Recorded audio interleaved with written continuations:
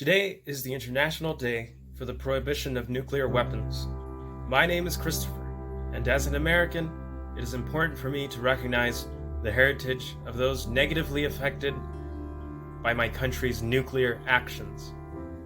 When we hear about nuclear weapons, we imagine the Cold War, World War II, and treat it with an amnesia-like disconnect. For our generation, nuclear dangers don't carry much meaning.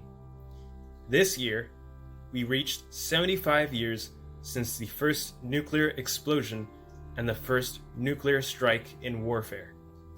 More than half of the world's population still lives in countries that either have nuclear weapons or are members of nuclear alliances.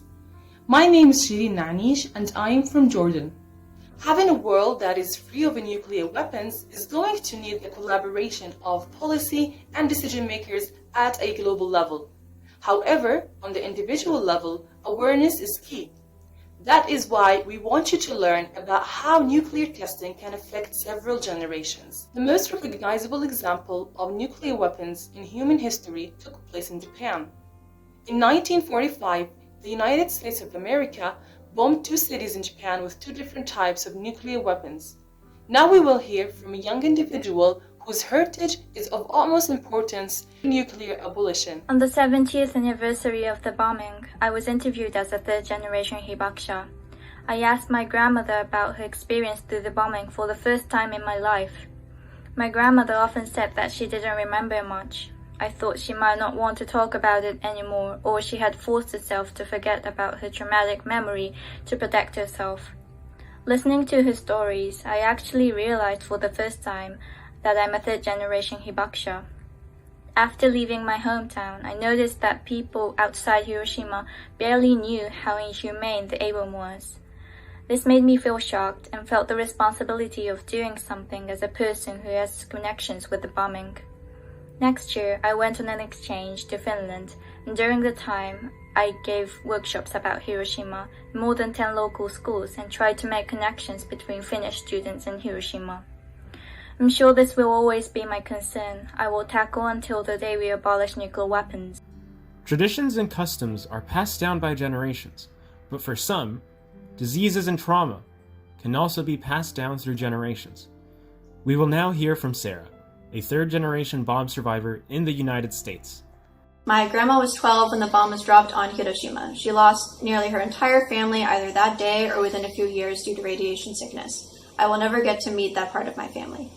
Doctors also directly relate my grandmother being exposed to radiation that day to the disease that my mother was diagnosed with when I was 4 years old. She has reflex sympathetic dystrophy, which affects the nervous system as well as the immune system.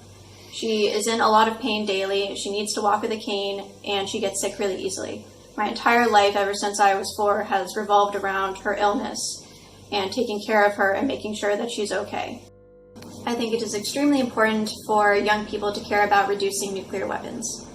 When the United States dropped the bombs onto Hiroshima and Nagasaki, it was only one country that had nuclear warheads. Now it is many countries around the world. And these nuclear warheads are much stronger than the ones dropped on Hiroshima and Nagasaki. If there were to be one single nuclear conflict between only two countries anywhere in the world, it would cause nuclear winter. We would not be able to survive nuclear winter. Our crops would die, our animals would die, and we would die. There is no way that we would survive nuclear war, and therefore it is something that everyone needs to care about regardless of age and country. Development of nuclear weapons not only had severe environmental impacts, but also had a hand in the mass displacement and disenfranchisement of indigenous populations. From 1946 to 1958, the United States of America conducted 23 nuclear tests in the Pacific. Up next is a young individual from Bikini Atoll in the Marshall Islands who calls for the prohibition of nuclear tests. Nuclear weapons is not only affecting my life, it's also affecting those people around me. I have loved ones who suffer from cancer. Yes, I do believe young people should aware of nuclear testing because my people have suffered from nuclear testing unconditionally. For 40 years, the Soviet Union conducted 456 tests in the Semipalatinsk nuclear test site, a place located in modern-day Kazakhstan, kicking off an arms race. 100 kilometers away from this site, you will find atomic test survivors. Listen to a young Kazakhstani make a call for nuclear disarmament and non-proliferation. I believe that nuclear non-proliferation agenda is very important and still relevant. We still hear the voices from the big states that nuclear warfare or using nuclear weapons can be a possibility in the near future. I believe that global society and international organizations and NGOs will promote better communications and support for the nuclear non-proliferation movement. Kazakhstan, as a state who willingly abandoned its nuclear arsenal, can be a really good case on that. And there are many so-called goodwill ambassadors, people who are working behind the scene in different parts of the region of Kazakhstan, in NGO and different organizations who are supporting this idea. I believe this should be a really global agenda for the days to come, and as this is a very important time to raise an awareness and promote nuclear-free world. Thank you. Prior to World War II, the United States conducted a plutonium-based nuclear weapon in the New Mexican desert. The survivors of this test lived in nearby cities in the outskirts of the supposedly controlled nuclear test site. To this day, these same survivors fight for compensation from the American government.